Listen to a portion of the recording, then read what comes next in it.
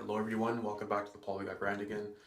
I am once again filming from the bathroom because it's like 5 in the morning right now and I'm wide awake but everybody else is sleeping. So in this video I wanted to talk about activating vocabulary because I put in like a month and a couple days of Catalan study, but like I haven't like up until today I haven't like I've never really gotten the chance to like have a proper Catalan conversation. Like always I've had like kind of like hi, where are you learning, like where are you learning Catalan, why are you learning Catalan, oh it's really cool that you're learning, and then that's the end of the conversation. But like, today I got to have an actual like proper a couple like, conversations. So I wanted to talk about activating vocabulary because like it's been a month and I've just been all I've really been doing is studying.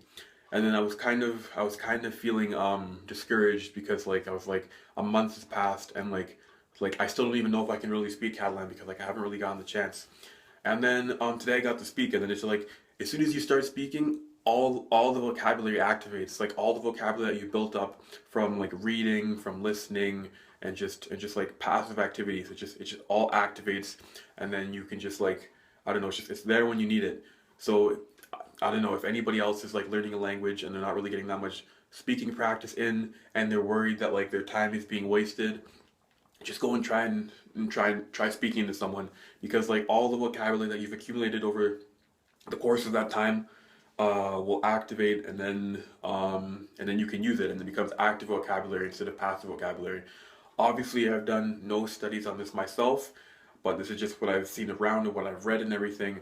And yeah, like once the passive vocabulary activates, then you can use it and you can actually speak pretty well, and it's a lot of fun.